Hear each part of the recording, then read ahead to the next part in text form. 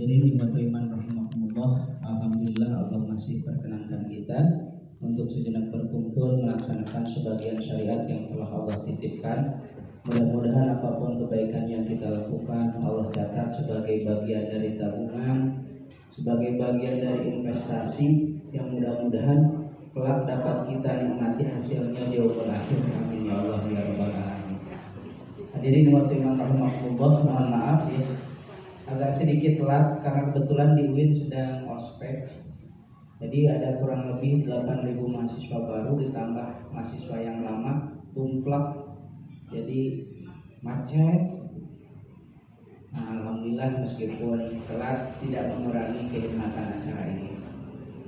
Ibu dan Bapak yang sama-sama mengharapkan ridho Allah, sesuai dengan informasi yang barangkali diterima oleh Ibu dan Bapak bahwa pada pertemuan kali ini kita akan membahas hal-hal sederhana saja, yaitu terkait dengan bagaimana manusia dipahami dalam kehidupannya sebagai makhluk yang kelak akan dihadapkan dengan berbagai penyesalan.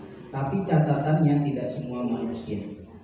Kalau dalam bahasa Latin manusia itu disebut dengan homo spe, yang artinya makhluk yang penuh dengan angan-angan, harapan, cita-cita. Makanya karena manusia senantiasa memiliki keinginan dan cita-cita, manusia tidak akan pernah puas terhadap apa yang dia inginkan. Makanya kata Nabi dalam hadis riwayat Muslim, "Lau anna libni Adam wadiyan min dahabi ahabba ayakuna lahu wadiyani, falam yamla'fahu illa turab wa yatubullahu ala man taba." Yang artinya, kalaulah seseorang itu dikasih lembah yang terbuat dari emas, maka niscaya mereka menginginkan lebih dari itu. Jadi kata Nabi, manusia itu kalau dikasih gunung terbuat dari emas, hiji pasti hoyong. Jadi manusia mah selalu protes gitu. Loba kahayan dibere halodo ngeluh, dibere hujan ngeluh, dibere panas ngeluh, dibere hujan ngeluh. Kumaha lamun karo dibere hujan tapi cenah panas ngeluh keneh wae, mana cikopina.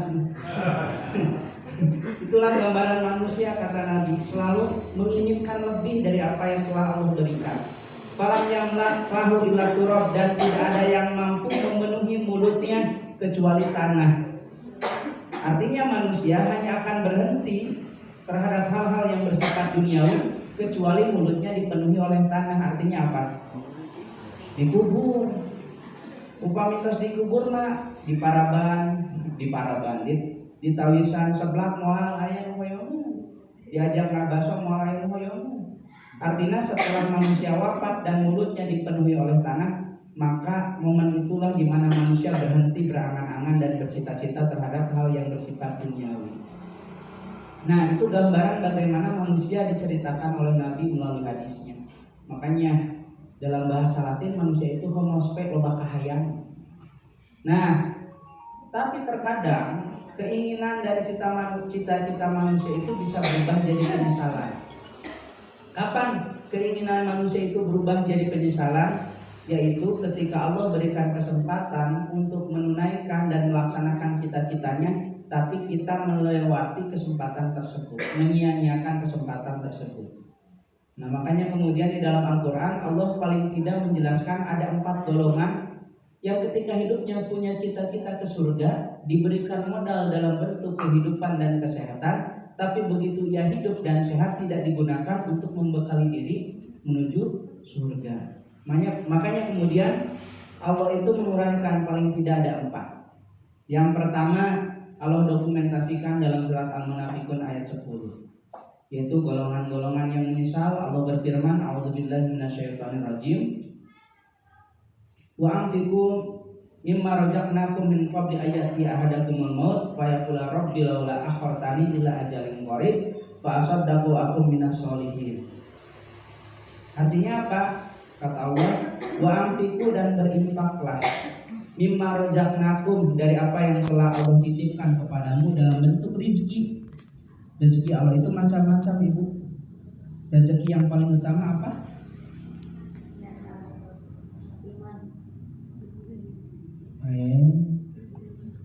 Kan diusap, ya Allah berikan rezeki mana yang dimaksud? Materi jeung materi. Kata para ulama salaf mengatakan bahwa tingkatan rezeki yang paling rendah itu namanya al-mal, harta. Harta itu tingkatan rezeki paling rendah. Wal adna panghandapna. Nah, naik langkung saeutik. Yang disebut rezeki sehat. Wal a'la cenah. Baru setelah harta ada rezeki yang jauh lebih utama, yaitu kenikmatan sehat. Jadi tebeunghar tapi geringan wae. Alim. Ibu jadi bos cabe, gaduh cabe misalkan 20 hektar, tapi seumur-umur saryawan deh. Boga cabe tapi can pernah ngasaan. Ya seumur-umur saryawan deh teh. Alimnya. Makanya kata Nabi dan kata para sahabat, rezeki yang paling rendah itu harta. Coba duit tapi geringan baik, maka nikmati itu. Nah, makanya ada rezeki yang jauh lebih a'la, yang jauh lebih tinggi derajatnya, yaitu sehat. Sehat mah insya Allah orang bisa nyiar ilmu, biasa nyiar artos gitunya. Nah, selanjutnya selain sehat ada yang jauh lebih tinggi apa? Anak yang soleh ya. Anak yang soleh namanya afdalur rizki, rizki yang afdol. Dan itu artosna seueur sehat tapi boga budak nu singkeun. Aminnya. Banyak orang yang kemudian banyak hartanya, sehat jasadnya, tapi batinna ceurik sak umur-umurna teh kusaha kubudak.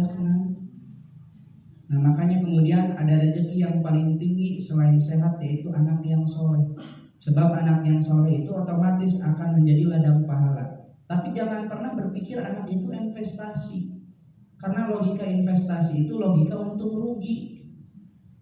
Jadi lamun orang berharap logika untung rugi dengan membesarkan anak, capek atuh. Bakal capek kenapa? Anak geus maju, urangna geus kolot. Rek diajak jalan-jalan ke Eropa bororaan tuh. Ya anak geus maju, geus sukses, pulang tarima. Waktuna ngabahagiakeun kolot da mikirna untung rugi. Hayu atuh mama urang ka Eropa mumpung musim salju. Dibawa ka Lembang geus rematik.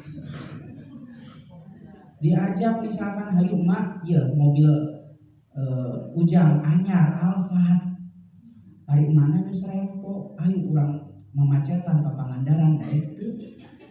Tuh, lamun mikirna hayang untung ku ngagedekeun budak geus maju, urangna geus kolot moal kaasaan. Tuh. Nah, mantapna anak nu soleh mah otomatis tos jadi ladang pahala pikeun urang. Bahkan saur Nabi ketika orang tua wafat, kemudian seorang anak beristighfar untuk orang tuanya, maka ketika mengatakan Allahumma firli wali walidaya, maka saat itu pula langsung diangkat derajatnya 1 derajat. Jadi misalkan aya sepuh maut, ayeuna orang ngucapkeun Allahumma firli, langsung harita keneh kontan.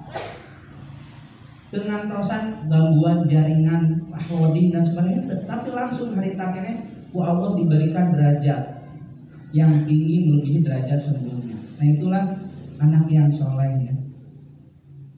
Selain anak yang soleh, ada rezeki yang paling utama, namanya ridho Allah. Ketika Allah ridho, maka kemudian apapun yang kita lakukan akan bernilai ibadah.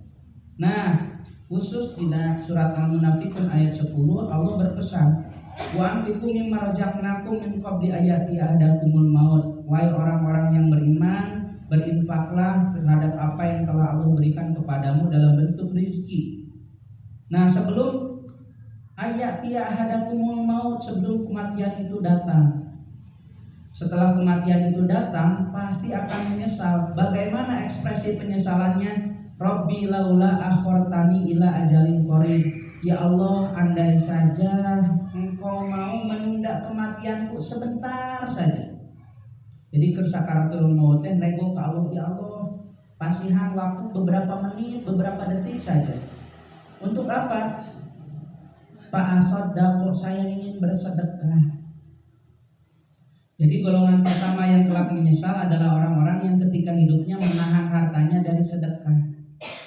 Ya barangkali sering kita lakukan, ibu teh gaduh tanah rek diical, misalkan ke upami tanah pajeng rek sodako ka masjid, moal seueur-seueur cenah tanahna ge 5 miliar, rek sodako ka masjid 2 juta, tos yakin eta teh, tos akad, tos karetek dina hate teh. Begitu pajeng rek nganterkeun artos 2 juta, asa badag teuing 2 juta teh.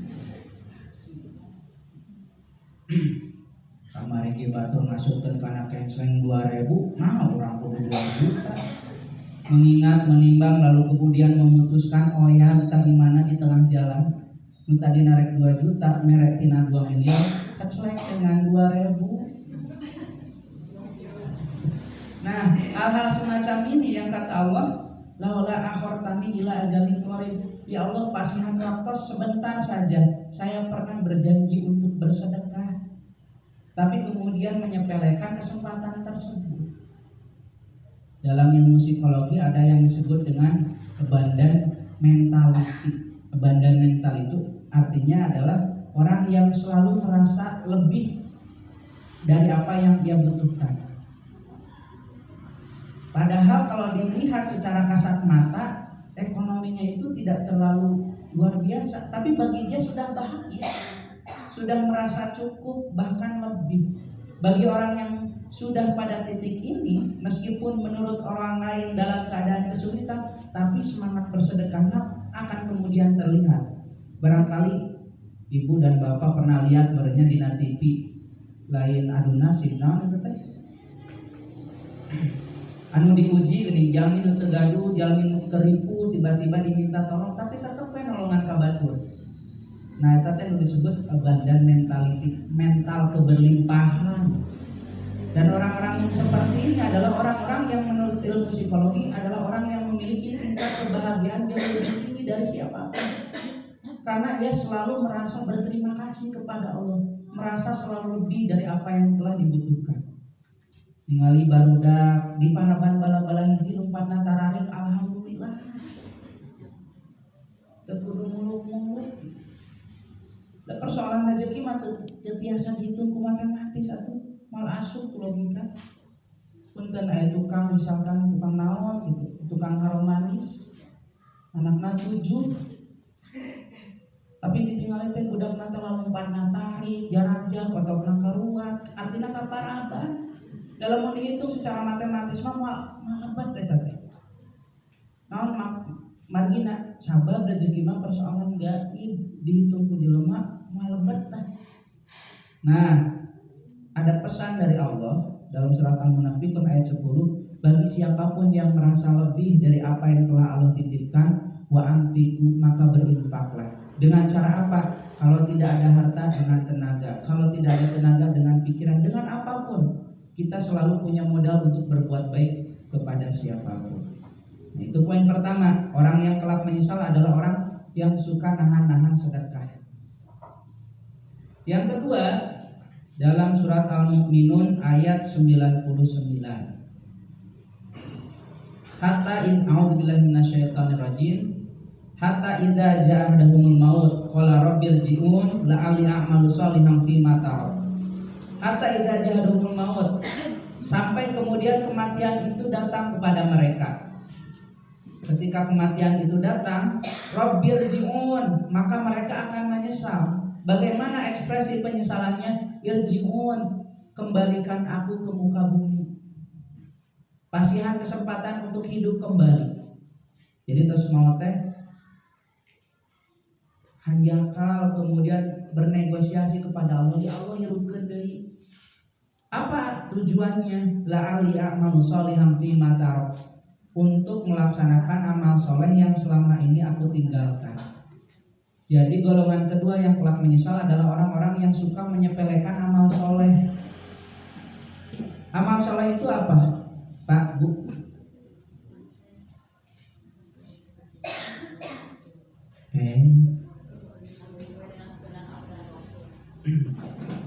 Amal soleh itu apa? Nah, kata Syekh Muhammad Abduh, amal soleh itu perbuatan yang apabila dilakukan dampak positifnya tidak hanya untuk pribadi tapi juga dirasakan oleh orang lain.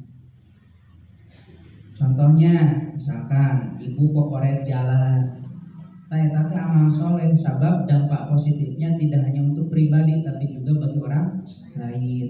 Bapak jadi pengurus DKM, ngurus DKM capek nguruskan batur artinya itu. Nah, ketika kita misalkan meluangkan waktu dan tenaga untuk memberikan dampak positif bagi yang lain, kata Syekh Muhammad Abduh, itulah yang disebut dengan amal soleh. Jadi Islam mencoba untuk kemudian mengajarkan kepada setiap pemeluknya agar hidup ini tidak egois, tidak hanya sebatas bagaimana memenuhi kebahagiaan pribadi, tapi juga bagaimana kita berdampak bagi yang lain. Nah, bagi orang-orang yang sering menyepelekan amal soleh, maka kemudian Rabbil ji'un, ya Allah, kembalikan lagi aku ke muka bumi.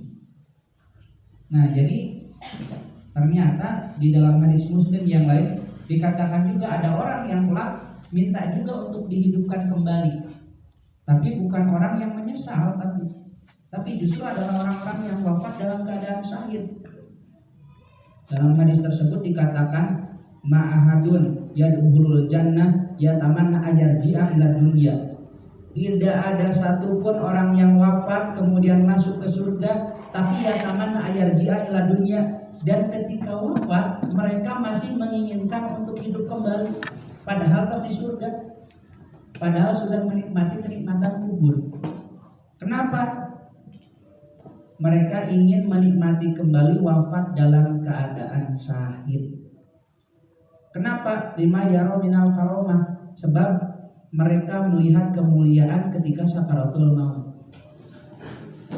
Jadi nu kahiji mah menyesal teh musok menyepelekan amal soleh untuk kemudian ingin dihidupkan kembali. Ada juga orang yang kelak ketika diberikan kenikmatan di alam kubur dan surga ingin merasakan hidup kembali supaya merasakan nikmatnya sakaratul maut. Baik kalau atau marot, meskipun dia harus merasakan 10 kali sakaratul maut.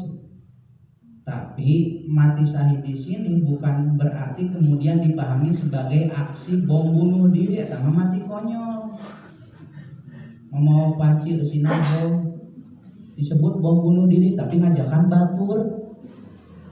Tapi yang dimaksud wafat dalam keadaan syahid itu apapun kebaikan yang kita lakukan kemudian menjadi penutup usia, itulah wafat dalam keadaan syahid.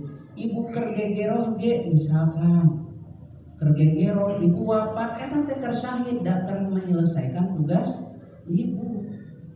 Bapak sedang mencari nafkah kemudian wafat, itu wafat dalam keadaan syahid.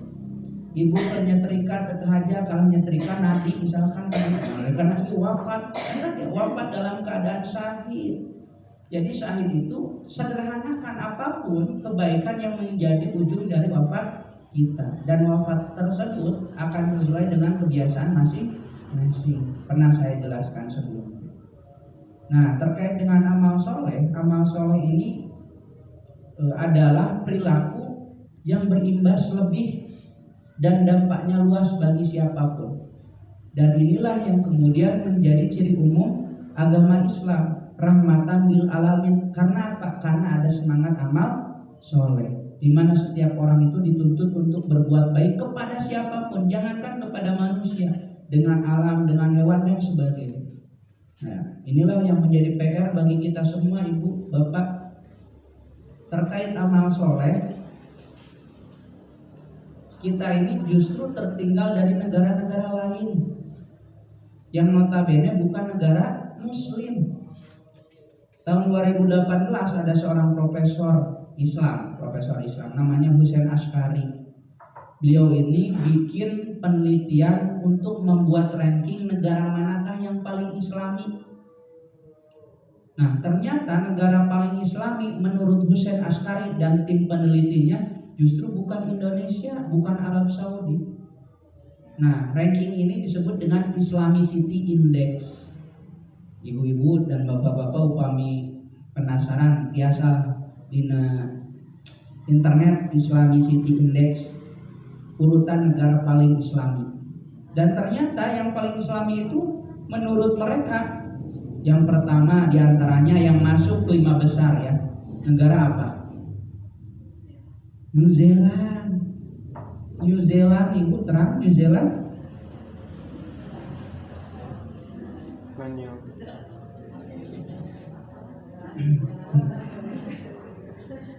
Apa nama Layang, Ciwidey, Garut, Cioyot, Ciguruwik, ayah Cileunyi Ciguruwik. Justru ternyata menurut mereka di antara negara yang paling islami memancarkan semangat menebarkan kebaikan untuk alam dan masyarakat yang lainnya adalah New Zealand di antaranya. Ya kalau kita perhatikan ibu, kemudian negara Swiss, Denmark, Finlandia. Ibu pernah ningali ieu merenya cuplikan berita putrana Pak Gubernur wafat kan tenggelam di sungai. Sungainya sungai Arenya di mana itu teh? Di Swiss. Nah, seorang Husain Askari eta teh termasuk negara yang punya nilai Islam. Coba ibu perhatikan alamnya.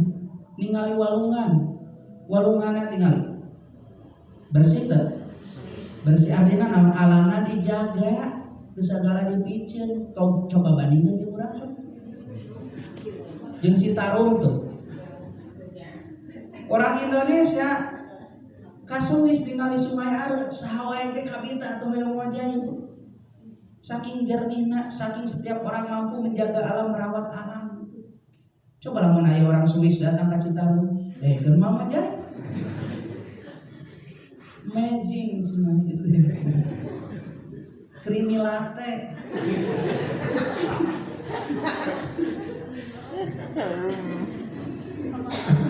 Creamy latte disukan dulu. Tuh. Terkait bagaimana manusia menjalin hubungan dengan alam, dengan manusia lagi, justru dikalahkan oleh orang-orang yang tidak mengenal Islam. Nah, bagi Husain Askari seharusnya ini menjadi kritik bagi umat Islam. Kurang mah diajar di masjid diajarkan an-nadhafatu minal iman. Datang ke bumi aya runtah urgeun ka walungan. Atuh patojaya di mana tuh nilai islamiknya? Nah, makanya ini jadi kritik. Cobi negara yang salah satu negara memiliki indeks persepsi korupsi paling tinggi adalah Indonesia. Indonesia itu termasuk negara paling korup, masuk selalu 5 besar. Bangga dalam prestasi. Padahal pejabatnya disumpah di bawah Al-Quran, coba kurang kumaha. Bandingkan dengan negara-negara yang tidak menganut Islam. Seharusnya ini jadi kritik, seharusnya umat Islam itu mikir gitu. Justru mereka yang kemudian jauh lebih amanah. Jangan-jangan ada yang salah cara bagaimana kita mengamalkan Islam. Bukan Islamnya yang salah, bukan, tapi kitanya yang kemudian salah bagaimana tidak memiliki semangat untuk menjalankan. Nah, inilah yang barangkali jadi PR bagi kita semua terkait dengan amal soleh. Bagaimana kita menghadirkan kebaikan bagi yang lain. Alamna dijaga, urang makan aya alam saeutik, aya kebon saeutik dibubar atuh ibu. Musim halodo kakeringan, musim hujan kabanjiran. Meningnya. Nah, seharusnya ini menjadi kritik. Jangan-jangan ada yang salah cara bagaimana kita memahami Al-Quran dan Sunnah. Sebab Al-Quran itu tidak hanya berbicara bagaimana sholat, zakat, puasa, dan sebagainya. Lebih dari itu, Allah mengatakan bahwa Islam itu rahmatan lil alamin, harus menghadirkan kebaikan bagi semua alam. Nah, itu golongan kedua yang kelak menyesal, yaitu orang-orang yang menunda amal soleh. Yang ketiga, Allah dokumentasikan golongan yang kelak menyesal itu pada ayat 10 surat Al-Mulk. Ayat 10 surat Al-Mulk. Bagaimana bunyinya? A'udzubillahi minasyaitonirrajim. Wa qalu law kunna nasma'u aw naqilu ma kunna fi ashabis sa'ir. Yang artinya wa qalu, dan mereka pun mengekspresikan penyesalannya. Bagaimana mereka mengekspresikan penyesalannya? Law kunna nasma'u, andai saja dulu aku mau mendengarkan. Au naqilu, dan mau berpikir ma kunna fi ashabis sa'ir, pasti kami tidak termasuk orang-orang yang masuk neraka. Nah, golongan ketiga yang kelak menyesal adalah orang-orang yang ketika hidupnya menutup diri dari nasihat, menutup diri dari kritik, menutup diri dari masukan orang lain. Jadi orang-orang yang kemudian anti kritik, mawa karep serangan. Begitu orang memberikan nasihat, maka kemudian sok suci, maneh lagi can karuhan. Padahal di dalam Islam itu tidak ada kalimat seperti itu, wa tawasau bil haq wa tawasau bis sabr. Maka kemudian harus saling mengingatkan dan saling kemudian menasehati. Nah, makanya pernah barangkali saya sampaikan bahwa di dalam Al-Qur'an itu Allah menerangkan ada beberapa orang yang memiliki penyakit mental yang susah untuk diberikan nasihat. Saya pernah dirugikan. Surat Al-Munafikun ayat 4. Ya. Al-Munafikun ayat 4. Paling tidak ada penyakit mental 3 jenis yang ketika orang tersebut dinasihati jadi masalah. Yang pertama, wa idza ra'aitahum tu'jibuka ajsamuhum, yaitu orang-orang yang resep nate caper, jadi pusat perhatian. Cek bahasa psikologi mah penyakit narsistik. Cirinya bagaimana? Hayang loba dipuji, diapresiasi ke orang lain. Mun dina acara teh ngaranna teu kasebut, teu disebutkeun padahal orang penting. Padahal tos haji 2 kali hajina mun teu disebutkeun. Jadi masalah. Kuring teh orang penting mah nya teu diundang. Nah, jangan sampai ada penyakit yang pertama, yaitu penyakit narsistik, penyakit merasa penting dan haus apresiasi. Dan orang yang seperti ini biasanya sulit untuk diberikan nasihat, mental dinasehatan teh. Lah manehnya naon. Nah, itu yang pertama. Wa idza ra'aitahum tu'jibuka ajsamuhum wa iyaqulu tasma' liqaulihim. Dan apabila mereka mengatakan sesuatu, kita seolah-olah ikut dengan apa yang mereka ucapkan. Jadi mau ngomong teh jiga nu heueuh. Cek bahasa psikologi namanya teh penyakit manipulatif. Jadi orang manipulatif teh lamun ngobrol teh justru memutarbalikkan fakta. Manehna nu salah tapi urang mau dicarekan. Anu gitu. Misalkan anu parkir payun bumi.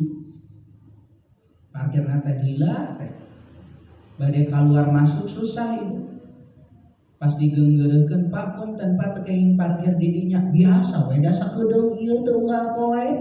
Tuh, manehna nu salah kalau balik nambah. Pak, akang teteh manawi tos aya anu kamari sambetan teh. Kalah malik ngambek. Teu kudu ditagih-tagih da aya mah dianterkeun atuh. Jadi nah urang nu salah. Nah, jadi urang nu salah jadi nya atuh hapunten tuh. Tungtungna mah urang merasa bersalah. Cek Al-Qur'an mah tetep penyakit manipulatif. Si bapak nanya ka ibu, "Ari duit nu kamari aya keneh?" Cek ibu teh, "Hayo we ditanyakeun kadar duit saeutik." Padahal si bapak nanya teh rek ditambahan. Rek ditambahan lain ditagih. Tapi ibu mah guru ngambek, duit saeutik wae ditanyakeun. Nah, manipulatif. Cek salah tina jadi berusaha padahal rek duit urang teh. Nah, orang yang poin kedua ini susah untuk dinasehati dan pasti selalu menempatkan diri sebagai orang yang paling benar. Nah itu nuka dua nuka tilu. Weda ra'aitahum tu'jibu ka'jamu wa yaqulu tasma' liqaulihim ka'annahum subuhun musannadah. Ya sabuna kula soihatin. Anu katilu nyaeta orang-orang yang memiliki penyakit sensitif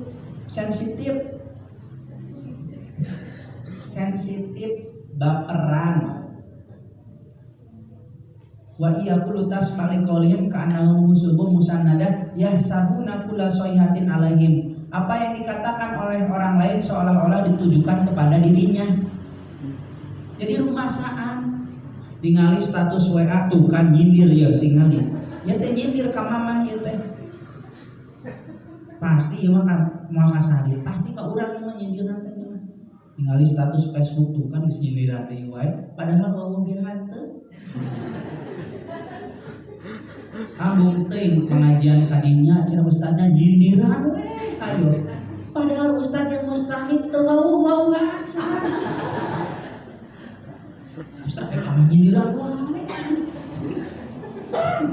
Arek dipuji wae mah ulah pengajian. Justru pengajian mah tempat nyindiran.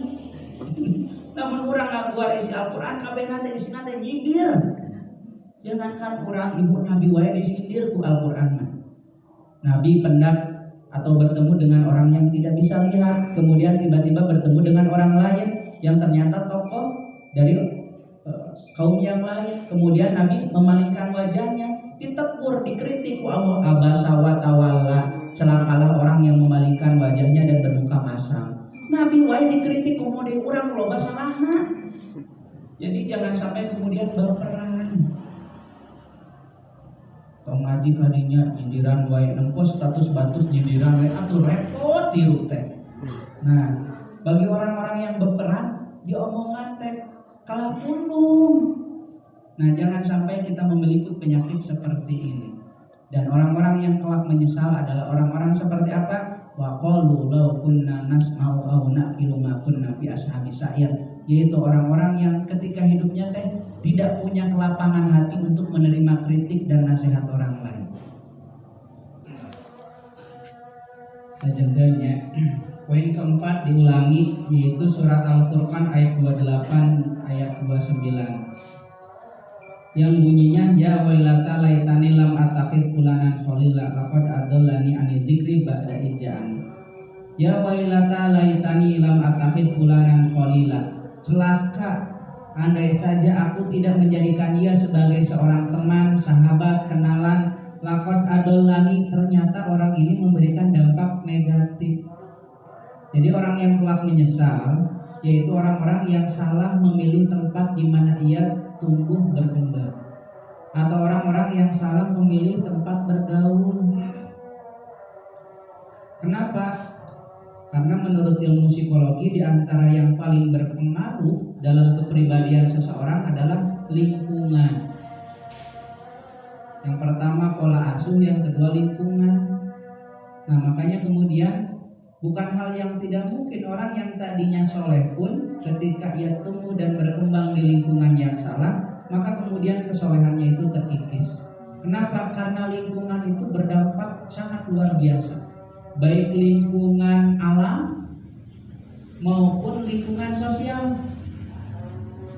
Contoh lingkungan alam itu mempengaruhi kepribadian. Kunaon Islam diturunkan di Arab. Di antara faktornya karena lingkungan Arab itu kan tandus, panas.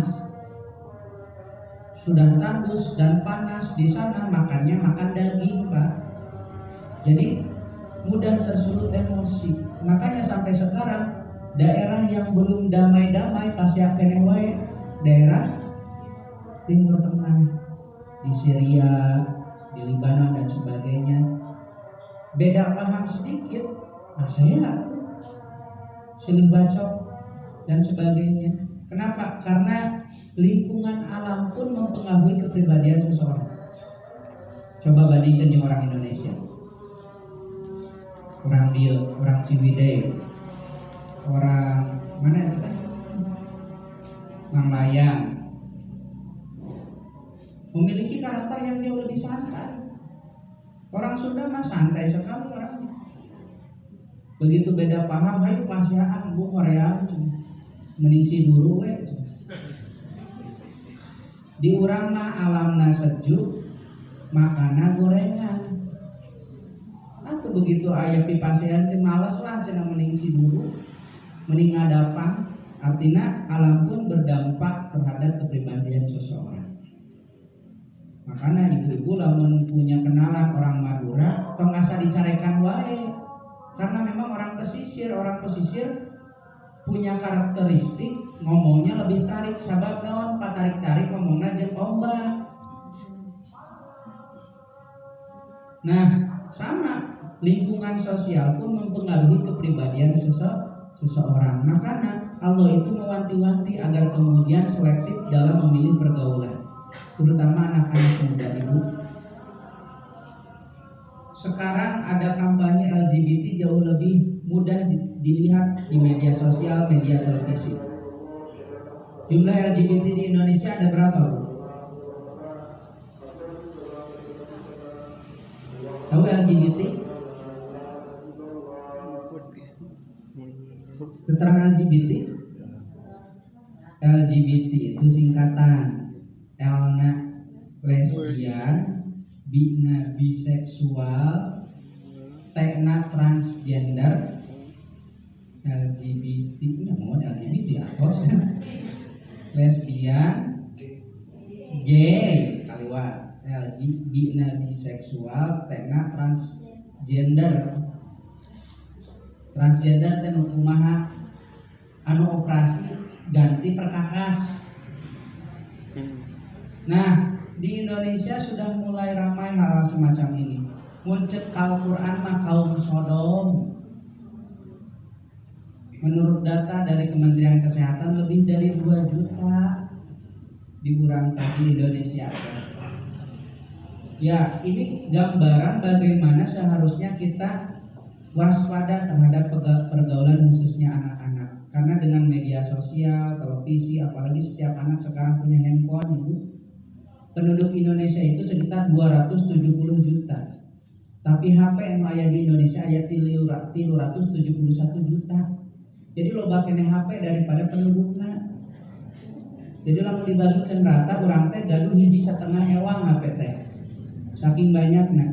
Nah, dengan adanya teknologi seperti HP dan sebagainya, kan jauh lebih mudah menyerap informasi. Jadi kemudian kita harus jauh lebih waspada. Nah, kalau boleh disimpulkan, karena tos ada lah, orang-orang yang telah menyesal Allah itu paling tidak menjelaskan 4 golongan, bisa lebih tapi abi mah hoyong 4 we. Supaya cukup wakosna. Nu kahiji Allah dokumentasikan dalam surat Al-Munafikun, siapa yang telah menyesal adalah orang-orang yang ketika hidupnya menahan hartanya dari sedekah. Yang kedua dalam surat Al-Mu'minun ayat 99 ayat 100, yaitu orang-orang yang ketika hidupnya menyepelekan amal soleh meskipun sederhana. Dan yang ketiga orang yang telah menyesal adalah orang-orang yang ketika hidupnya menutup diri dari nasihat, hese di papatahan, mung di papatahan. Anu keempat orang-orang yang telah menyesal adalah orang-orang yang ada dalam surat Al-Furqan ayat 28, yaitu orang-orang yang salah milih tempat bergaul. Nah, cekap pamitan hadirin umat iman rahimakumullah. Sudah tercapai ini kawasan. Ditutup doa, Rabbana atina fid dunya hasanah wa fil akhirati hasanah wa qina adzabannar. Wassalamualaikum warahmatullahi wabarakatuh.